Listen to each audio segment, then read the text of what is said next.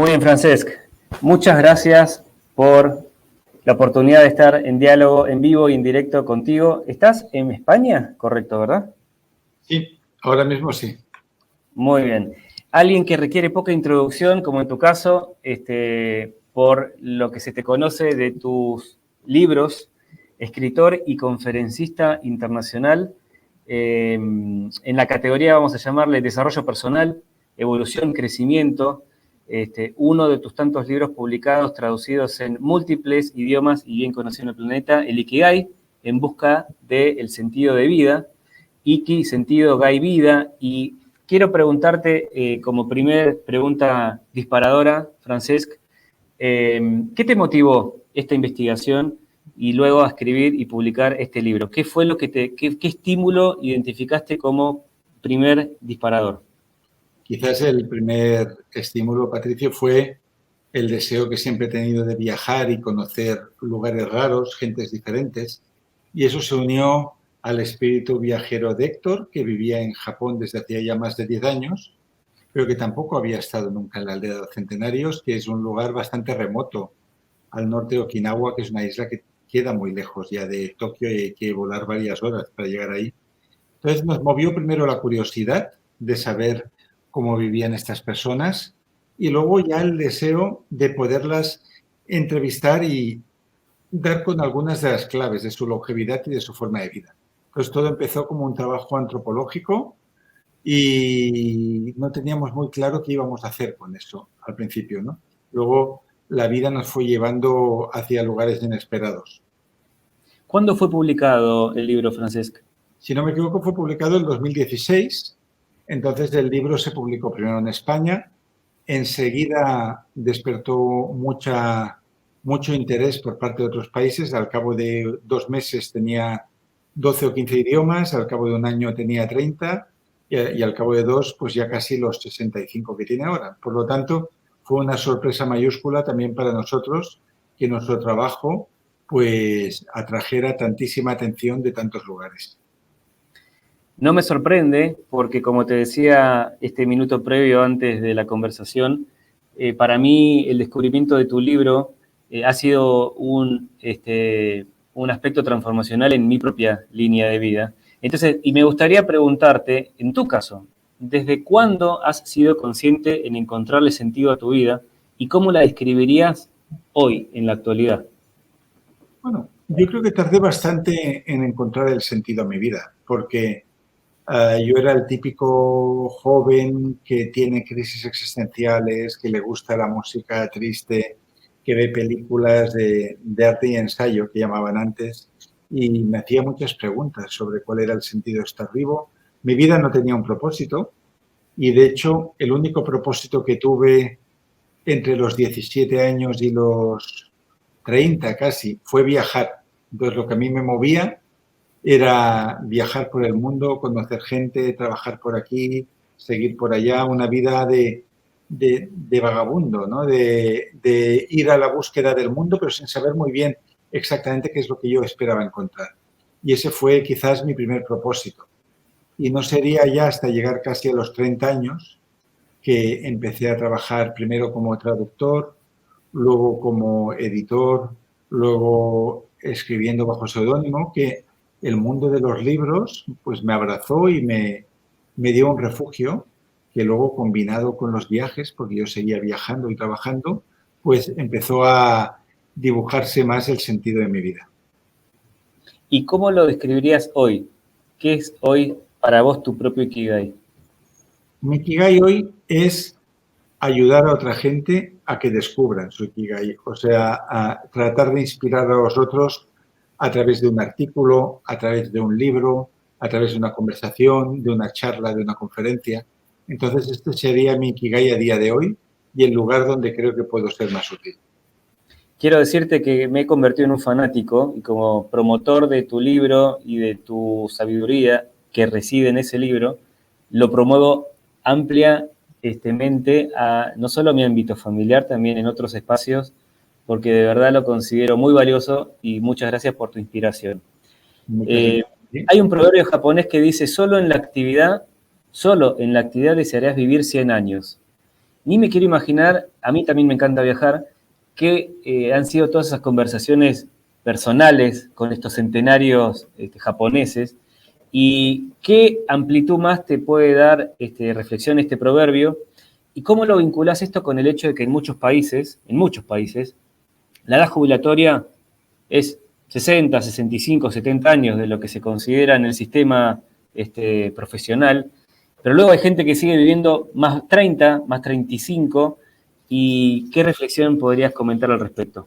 Bueno, de hecho, esto no es algo exclusivo de Okinawa, sino también de todo Japón, que es una sociedad muy proactiva y en la cual el servicio a la comunidad es muy importante. Por lo tanto, en Japón, cuando te jubilas de tu trabajo en el lugar que te haya otorgado la sociedad, en un banco, en una consulta, en una escuela, en una empresa, en una oficina, etcétera, la mayoría de japoneses ya han pensado cómo quieren que sea su siguiente vida. Entonces hay mucho voluntariado en el país nipón, en el sentido que tú vas a los pueblos y hay personas mayores que se ofrecen como guías, que trabajan con los niños, que son guardas forestales, que encuentran un nuevo propósito en esta parte final de su vida. Porque para el japonés, si te retiras de las cosas que te gustan, si dejas de ser útil al mundo, ellos entienden que ya estás en la antesala de la muerte. Entonces, ya tu vida, el único sentido que tiene es la espera. Y para evitar eso, ellos lo que recomiendan es no retirarse nunca y, sobre todo, no retirarte nunca de aquello que amas, ¿no? Hacer aquello que amas hasta el último aliento de vida y si eres un cantante o un conferenciante, pues morir en el escenario. Qué buena respuesta, gracias. ¿Qué recomendaciones o pauta le podrías dar a alguien que lea o que incluso habiendo leído tu libro le encuentre dificultad hacer los cruces de la intersección entre los 4 círculos, ¿verdad? Entre lo que uno ama, lo que uno es bueno, lo que uno, por lo cual puede generar un ingreso o le puede hacer bien al mundo, que tal vez le puede encontrar ciertas respuestas a alguna de estas preguntas, pero le cuesta o le resulta difícil la intersección de las 4. Sí, yo lo que le diría a esta persona es que abandone la rutina en la que está viviendo, porque muchas veces no funcionan los ejercicios de los 4 círculos porque vivimos en un mundo muy estrecho. Entonces, lo que se trata es de ampliar el ancho de banda, ¿no? Captar muchas más cosas, abrir las antenas. Y eso podemos hacerlo viajando, si tienes la ocasión, pero no hace falta a veces ni viajar. Ir a otros barrios de la ciudad donde vives, conocer a otras personas, apuntarte a talleres, a foros, a conferencias, a cineclubs, a clubs de lectura, ver a otras personas, porque esto es como la ciencia, por prueba y error vas viendo cuál es tu camino, cuál no lo es, estás influenciado por otras visiones. Entonces, si no eres capaz aún de escribir los 4 círculos del Ikigai y de rellenarlos, es porque necesitas ampliar tu mundo. Por lo tanto, yo lo que recomendaría es que se atreva a la persona a salir más allá de su zona de confort, que dirían los psicólogos, y que empiece a experimentar con cosas, incluso con cosas que no sabe si le gustan. Pues si nunca has tocado un instrumento, apúntate a una clase de guitarra o de piano. Si nunca has actuado en el teatro, pues ponte en un grupo amateur, aunque sea un papel secundario. Y en algún momento va a haber algo que hará clic y que dirás, uy, aquí creo que hay un camino que yo puedo emprender. Aquí hay algo que puede crecer dentro de mí y en ese momento ya puedes empezar a trabajar con los 4 círculos de Ikigai. Bien, bien. Quisiera hacer un doble clic sobre el hecho que hayas mencionado el clic. Cuando alguien, o cuál es tu creencia, Francesc, en la vida en la que una persona encontrar cuál es su clic, ¿no? Su intersección, o Sí. que la vida misma te acerca oportunidades para que lo puedas ver. ¿Cómo ha sido en tu caso o cómo crees? ¿Cuál es tu creencia al respecto? Si te quedas en el sillón de casa, el clic no vendrá, porque la vida no vendrá a buscarte. Tendrás que moverte, mover el culo, ¿no? Que dicen vulgarmente. Entonces, mientras tú estés a la espera de que sucedan cosas o que se den determinadas condiciones, no hay mucha gente que habla en condicional. Te dicen, cuando gane más dinero haré esto, cuando tenga una pareja haré aquello, cuando cambie de trabajo podré hacer esto, cuando tenga más tiempo, pero ese cuando, esa condicionalidad, lo que hace en realidad es enmascarar una procrastinación, lo que la persona tiene miedo de empezar a hacer las cosas que desea hacer y por lo tanto va poniendo como peros, va poniendo condiciones para eso, ¿no? Y lo que necesitamos es simplemente dar el primer paso, levantarte del sofá, irte del mundo cotidiano y previsible en el cual cada día más o menos haces lo mismo y aventurarte hacia alguna parte, aunque sea hacia un lugar en falso, ¿no? Entonces, ese clic yo creo que se produce cuando consigues un poco de extrañeza en tu vida. Mientras estás en el mundo conocido, el clic no sucede porque estamos visitando escenarios por los que ya hemos pasado, ¿no? Pero no sé, puede suceder en cualquier sitio. Imagínate que tú cada día vas por el mismo camino a tu trabajo y que caminas por las mismas calles.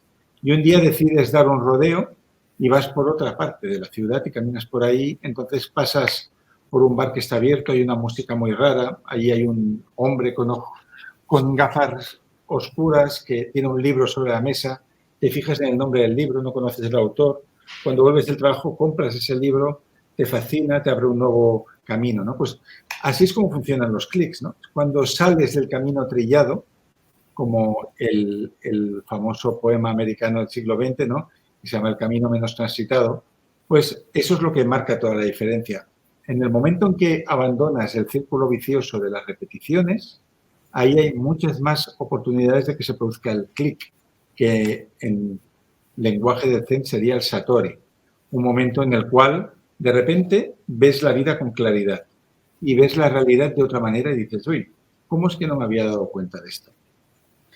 Me encanta escucharte. Francamente, para mí es un honor y, como te lo dije, una bendición tener esta ocasión cuando años previos te decía, leí tu libro y ha generado una transformación en mí, y que ahora hayas hecho mención de la palabra Satori, cuando el último viaje que hice yo viviendo en Argentina fue a Portugal, prepandemia, y tuve la ocasión de escuchar a un conferencista en estos temas de desarrollo personal hablar de que hay dos formas de aprender en la vida: a partir del dolor o a partir del placer. Pero él no lo dijo en estos términos, además que es de origen de Malasia. Él dijo Kensho y Satori. Aprendizaje a través de Kensho, frustración, dolor, agobio, ira, pérdida, y aprendizaje a partir de Satori, amplitud de conocimiento, expansión de conciencia, iluminación. Y entonces el estímulo de quedarte quieto no te va a conducir a nada, es, como bien dijiste, mover el culo, animarse, salir del ordinario, pasar al mundo, como Joseph Campbell dice en El viaje del héroe, el mundo extraordinario, superar el miedo y probar, y probar. Me encantó. Una pregunta vinculada a Namasté, que es otro de tus libros recientemente publicados, y la pregunta es, ¿qué vínculo o qué relación tiene con Ikigai y cuál es la definición que más te guste a vos sobre una vida plena, próspera y feliz? Sí, mira, la relación que tiene Namaste con Ikigai, además que hemos aplicado un modelo parecido a la hora de estructurar capítulos, es que Ikigai fue en 2020-2021 el libro más vendido de la India en no ficción, con lo cual tuvimos que tener mucho contacto con ellos.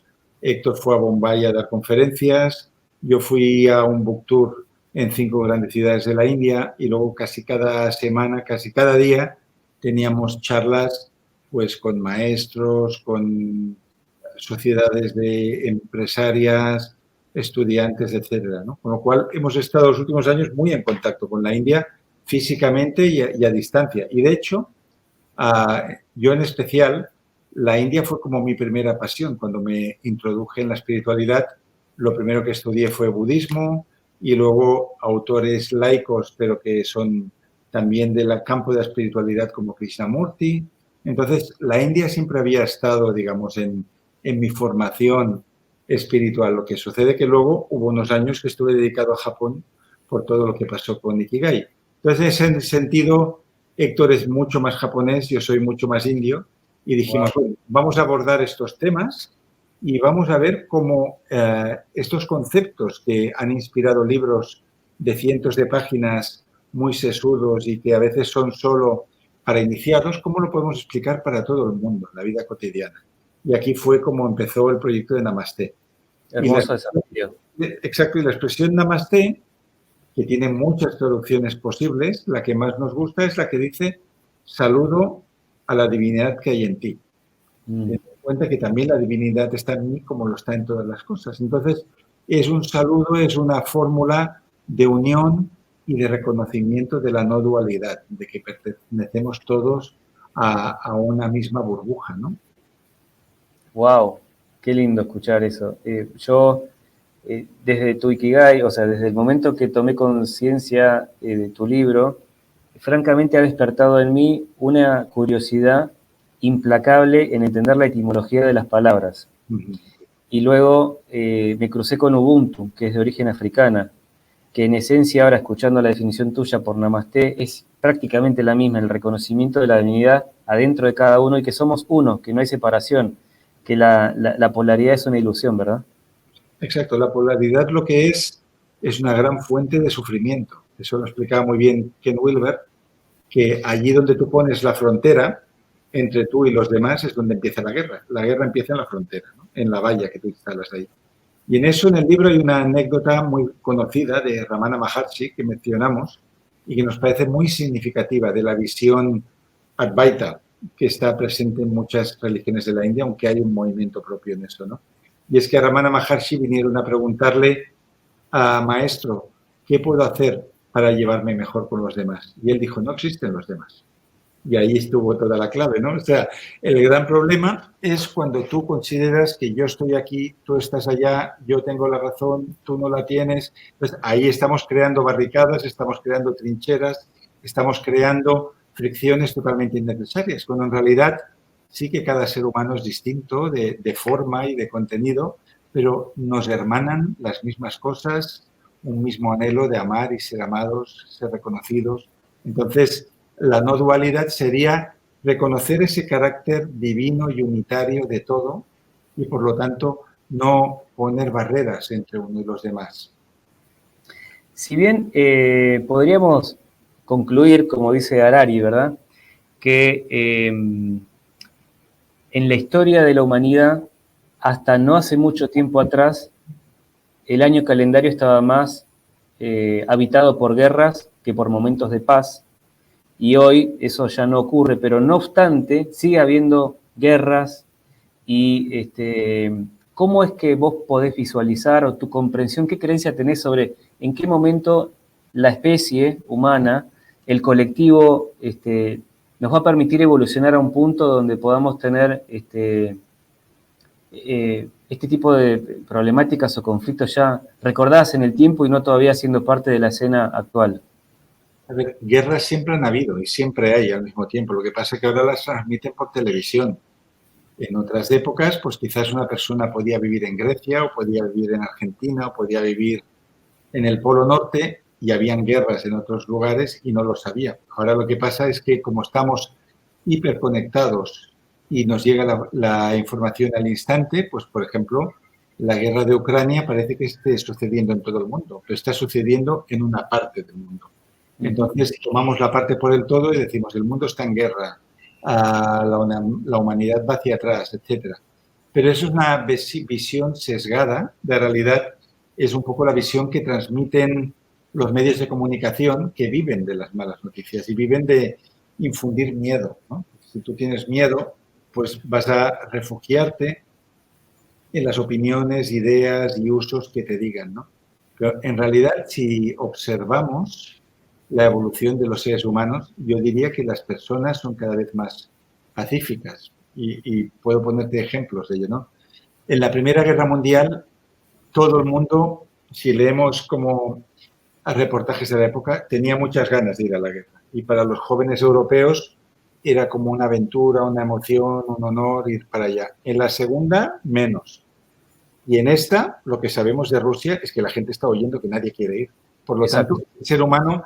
Entonces, por el modelo opresivo, la gente no quiere ir. El ser humano, de hecho, en su inmensa mayoría, algún psicópata habrá que le guste ir a cualquier guerra, ¿no? Pero la mayoría no quieren saber nada de todo esto, no quieren ni matar ni ser matados y ahora mismo pues nos hemos encontrado con esta situación. Pero fíjate que si llevamos eso a otros territorios, ¿no? De respeto, yo cuando era pequeño, el trato que había a las mujeres, a las personas con discapacidad, a los que eran diferentes por algún motivo, a los que tenían otra orientación sexual, etcétera.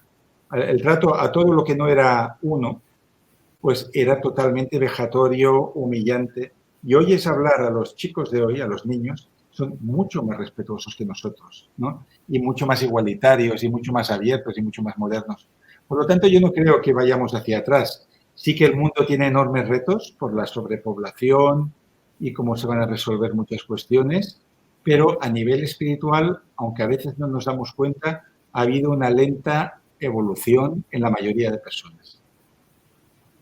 ¿Y te imaginas en el futuro, no año que viene o década que viene, sino cómo un futuro podría manifestarse en la cual el respeto, la no confrontación, pueda ser parte del sistema colectivo planetario? El problema es que para que eso se pueda hacer tendría que haber una dictadura mundial, un gran hermano, porque al haber diferencias de religiones, lenguas, etnias, pues los que mantienen el poder en cada trocito del planeta difícilmente van a ceder el mando a otros, ¿no?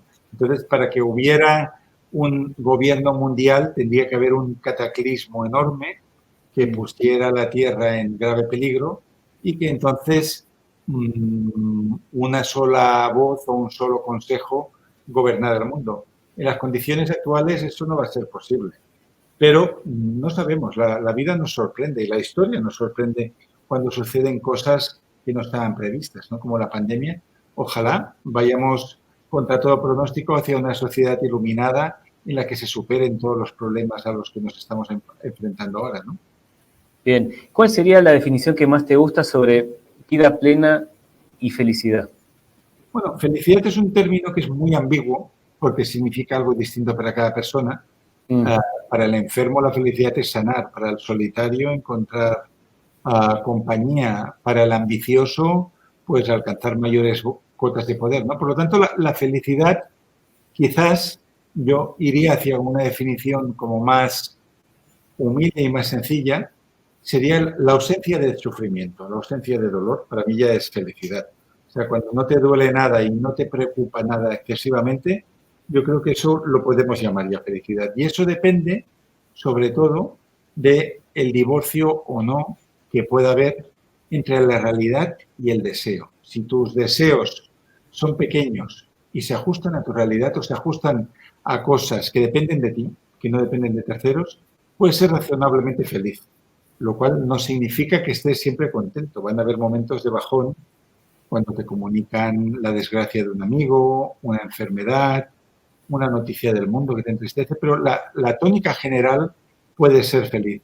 Mientras que si estás viviendo una vida muy alejada de lo que proyectan tus deseos, pues vas a estar siempre en la frustración y en la infelicidad. Por lo tanto, ese grado de satisfacción, de realización, lo marcará la correspondencia que hay entre lo que imaginas por dentro y lo que está fuera. Pues los grandes sabios saben conformarse con lo que hay en el momento presente, por lo tanto están totalmente conformes con lo que viven, incluso cuando son situaciones difíciles. Hay una frase que he leído no sé mucho, en la que existe una vida sin problemas, evidentemente no.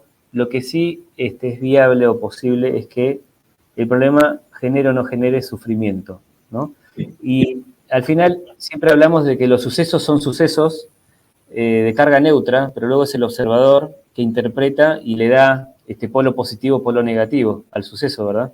Yo he conocido mucha gente que durante pandemia fue la experiencia más dolorosa, traumática y de crisis, mientras que por otro lado otro grupo de gente bajo la misma circunstancia han encontrado un momento maravilloso, por decirlo, ¿verdad? Y ¿cómo ha sido en tu caso o cómo son tus mecanismos particulares, Francesc, por los cuales ante una situación de dificultad o de crisis logras evolucionar, aprender, incorporarla y crecer? ¿Cómo haces?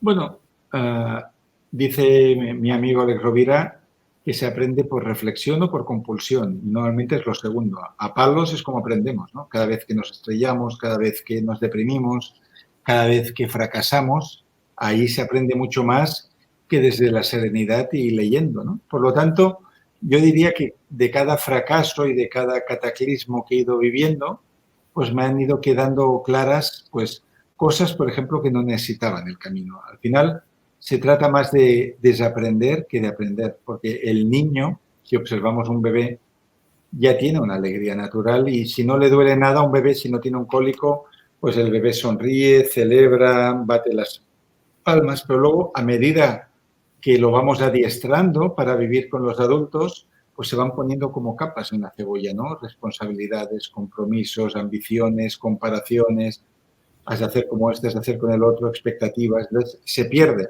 esa felicidad natural que hay en la persona. Entonces, quizás nuestro trabajo como adultos, yendo hacia cierto grado de iluminación o de satori, sería empezar a sacarnos de encima todas esas cosas, visiones, lentes, filtros que no necesitamos y que nos impiden mirar la vida con claridad y disfrutar de ella. Hermoso, hermoso. Me quiero despedir con una última pregunta y luego un pedido que es ¿con qué mensaje final te quisieras despedir? En tu otro libro, llamado 20 preguntas existenciales, cuyas respuestas pueden cambiar tu vida, ese es el titular del libro, ¿cuáles dirías, Francesc, son las 3 preguntas que todos deberían tener claro, respuesta clara para una vida próspera y feliz? ¿Y qué 3 mejores prácticas diarias y hábitos tú mismo aplicas para acercarte a tu propia definición, a este estado emocional de una vida feliz?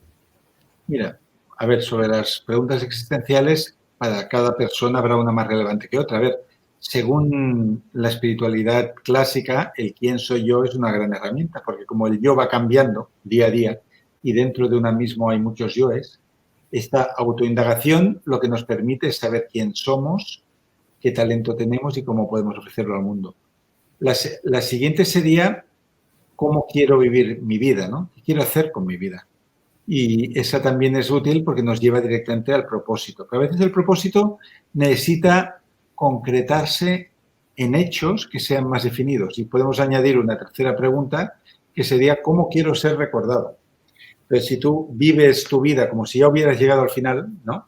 Y estuvieras en tu lecho de muerte en una edad muy avanzada, te deseo, y miraras hacia atrás, ¿cómo te gustaría que hubiera sido tu vida de aquí hacia adelante, ¿no? ¿Por qué te gustaría haber ser recordado? ¿Qué huellas, qué legado te gustaría dejar? Y con esas 3 preguntas, ¿quién soy? ¿Qué hago con mi vida? ¿Cómo voy a ser recordado? Podemos ya hacer una hoja de ruta bastante buena y cabal.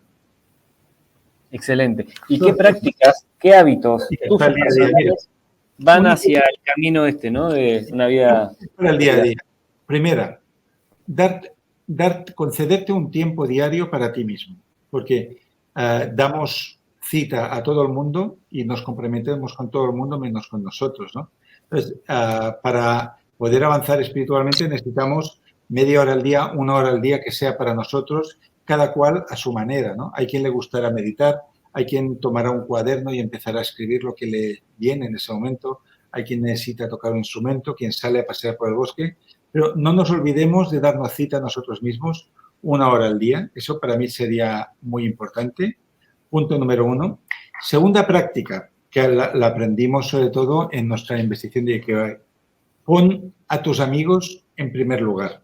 O sea, después de ti mismo, ocúpate de los buenos amigos un rato cada día. Porque al final, en los momentos de gran zozobra existencial, lo que nos va a salvar son los compañeros de cordada, ¿no? Con los que vamos subiendo hacia la cima de la vida. Entonces, las personas que se olvidan de cultivar la amistad, de cultivar las buenas relaciones, pues son las que luego van a tener una vida más amarga y que les van a faltar fuerzas, impulsos y motivaciones en momentos de dificultad. Y la tercera te diría que cuides de tu vehículo para la vida, ¿no? Si el cuerpo es lo que tenemos para experimentar la realidad y no tenemos respeto por el cuerpo, es como ir con un coche que vamos chocando de aquí para allá hasta que el coche es inservible y ya no podemos seguir, ¿no? Por lo tanto, buenos hábitos, ¿no? Buen sueño, buena alimentación, aprender a respirar profundamente, como nos dice el pranayama, a no intoxicarnos con cosas que no nos convienen y, por lo tanto, también una vida feliz depende de un cuerpo que se siente bien, que está en armonía con el entorno. Yo diría estas tres. Magia. Tiempo Hermoso. para uno mismo, tiempo para los amigos, tiempo para el cuerpo. Hermoso, hermoso. Francesc, agradecer tu tiempo. Como he dicho, muy honrado y muy entusiasmado con esta oportunidad. ¿Qué mensaje final con el cual te quisieras despedir, vinculado a tu propio propósito, ¿no? Generar inspiración y ayudar a personas? Pues mira, yo diría que cada persona, incluso la que no se conoce, la que cree que no sirve para nada, la que cree no tener talento, es muy buena en algo. Entonces, el consejo que yo daría a los que nos están escuchando, que exploren dentro de ellos, que hagan de arqueólogos de sí mismos, que vean qué es lo más precioso que tienen. Cada cual tiene un don. Para uno puede ser la escucha, puede ser una persona que sabe escuchar muy bien. Otra puede tener una curiosidad insaciable que puede hacer de él o de ella un investigador. Otro puede tener una capacidad para resolver conflictos. Pero todo el mundo tiene un talento, una capacidad. Explorad dentro de vosotros mismos, encontrad aquello que es vuestra mejor baza, vuestra gran fortaleza y inmediatamente después ved cuál es la mejor forma de ponerla al servicio del mundo. Y ahí habrás encontrado tu propósito y tu ikigai. Muchísimas, muchísimas gracias. Te mando un cariño a la distancia y a través de esta conversación. Desearte que sigas generando inspiración y que sigas generando hermosos libros y sabiduría puesta a la disposición de que cada quien pueda crecer, seguir aprendiendo y a la vez ser una buena influencia para los demás. Muchas gracias, Francesc. Un abrazo muy grande. Un cariño.